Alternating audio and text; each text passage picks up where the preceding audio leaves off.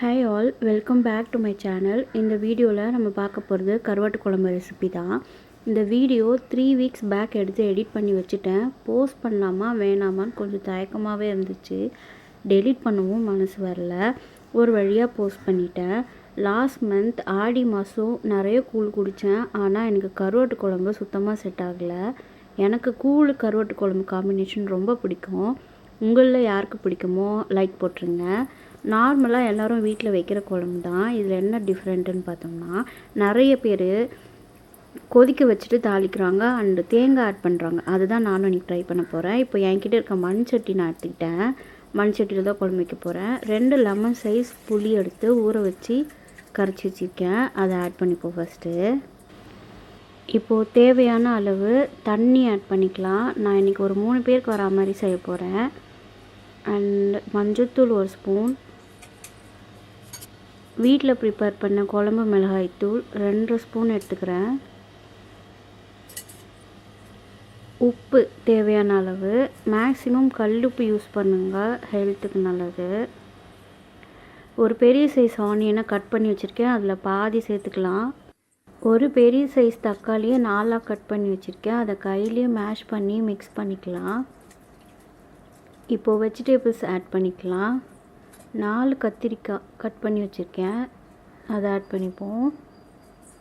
1 முருங்கைக்காய், பொட்டேட்டோ. இப்போது ஒரு 7 பீஸ் வாழை கருவாடு நல்லா க்ளீன் பண்ணி வச்சுருக்கேன், அதையும் ஆட் பண்ணிப்போம்.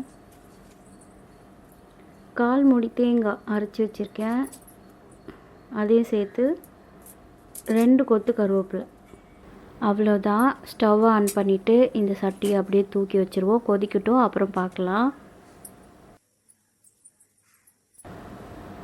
குழம்பு நல்லா கொதிக்க ஸ்டார்ட் பண்ணிருச்சு. வீடு ஃபுல்லாக செம்ம ஸ்மெல்லு. திறந்து பார்த்துட்டு இப்போது 2 பாயில்டு எக் ஆட் பண்ணிக்கிட்டேன். ரைஸோடு சாப்பிடும் போது நல்லாயிருக்கும். கருவாடு உடஞ்சிருக்கான்னு பார்த்தேன், இல்லை.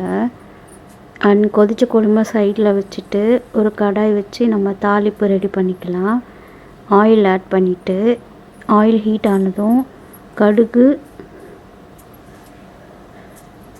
சோம்பு கொஞ்சம், வெந்தயம் கொஞ்சம், அண்ட் ஒரு 4 பல் பூண்டு இடித்து வச்சுருக்கேன் அது, அண்ட் மீதி வச்ச ஆனியன் ஆட் பண்ணி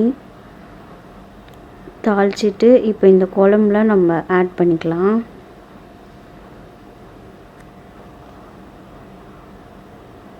லாஸ்ட்டாக கொத்தமல்லி கொஞ்சம் தூவி விட்டு கருவாட்டு குழம்பு ரெடி.